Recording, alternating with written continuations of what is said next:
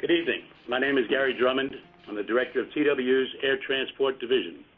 I'd like to welcome you to our telephone town hall tonight. Our topics tonight will be the TW-IAM Alliance at the new American Airlines and our campaigns to defeat the Teamster raids at American Airlines and US Airways. I'd like to start off by explaining the format for tonight's town hall.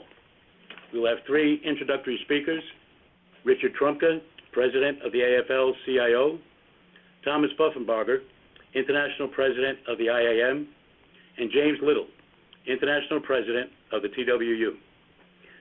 So I'd like to begin. Let me start by introducing Rich Trumka, who started out working in the coal mines of Western Pennsylvania. He led a reform movement to become President of the United Mine Workers of America. And in 2009, Rich was elected President of the AFL-CIO. And we are proud to have him joining us tonight. Rich, are you ready? I sure am, Garrett. Thanks for having me on. I really appreciate it. Good evening, brothers and sisters, and let me thank you for joining this call. The AFL-CIO is home to more than 180,000 employees in the airline industry. By comparison, the Teamsters represent about 12,000 employees. Now, your power doesn't just come from your two unions, because I promise you that the entire 12.5 million members, workers affiliated with the AFL-CIO are backing you in your fight against your employer and in your fight against the Teamsters. Through our organizing department, the AFL-CIO is providing TWU with support from our most experienced organizers, and will continue to provide whatever resources and support that you need. This Teamster raid violates every principle that we hold dear. Labor unions need to work together to organize the unorganized, not poach members from other unions. And we'll do everything in our power to hold the IBT publicly responsible for weakening the labor movement by using members' dues to attack other unions. So I've already instructed our departments that it's no longer business as usual with the Teamsters. Will not participate in events at their halls or permit their participation in activities at our headquarters until raids like this one have stopped.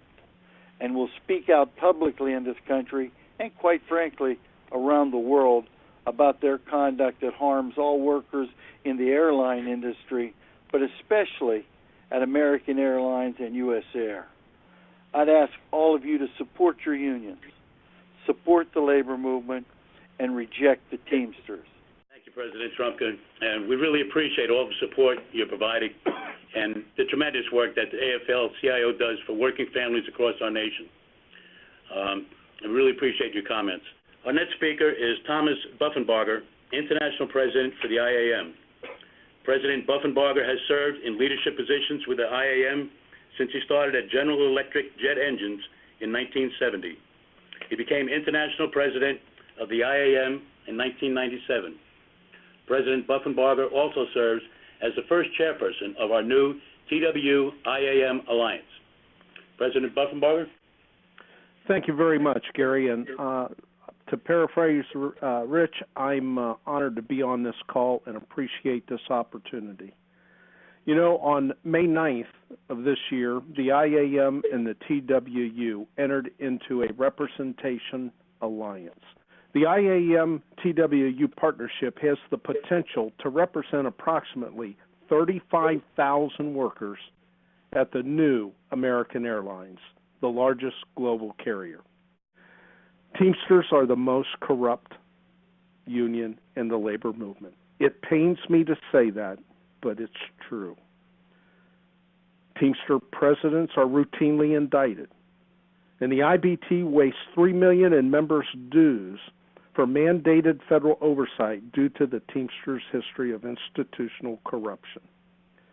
The Independent Review Board, established by the federal courts in 1992, supervises the IBT and investigates the IBT on an ongoing and regular basis. The Teamsters, by the way, are the most decertified union in the labor movement. The Teamsters divide us. They divide the labor movement by raiding other unions, and they ignore the unorganized.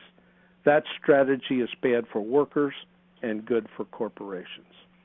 It's time in this election that's been forced upon us to come together and work as we have demonstrated with this alliance. It's time to defeat the Teamsters in this latest incursion upon workers who deserve the best the industry can provide. And thank you, President Buffenbarger. Next, I would like to introduce my international president, Jim Little. Jim has a long history of leadership in our American Airline locals and served as director of our Airline Transport Division. He became our international president in 2006, and I'm proud to introduce my president, Jim Little. Thank you, Gary. I appreciate being here, and I also appreciate the opportunity to have my colleagues on board, Rich Trumka and Tom Buffenberg. But I thought I would talk this evening about an important choice that our members may be faced with and may be affecting their futures. Because I believe that right now they have two futures they have to consider. I ask you to choose the future that ensures that you have a real voice in your union, protections that keep your job from being outsourced, and a path that guarantees significant pay increases and equity payments that quickly return you to industry standard pay rates. You know, the Teamsters have never been very keen on giving workers a real voice in their union. For their largest work group at United Airlines, they have no locals that are solely dedicated to representing United workers. They put most of their mechanics and locals that are controlled by trustees, and they're located in cities almost hundreds of miles away from the stations where mechanics work. They've announced no plans that I'm aware of to allow you to elect local representatives. And if they take over, outside appointees will control your negotiations for a joint contract with the new airlines. You know, they made a lot of facts and false promises. Contrary to our successes, the Teamsters have allowed the bulk of their heavy maintenance to be outsourced, with most of the work going to China.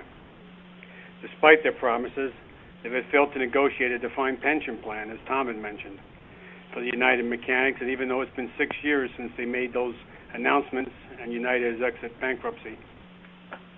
And the Teamsters' own pension plan is on the verge of going broke. They've lost almost 50,000 members last year, more than any other union. And what Tom didn't mention, which is a true fact, a number of the IBT locals have chosen to be under the IAM multi-employer pension plan. And why not the Teamster plan? You got to ask yourself that question.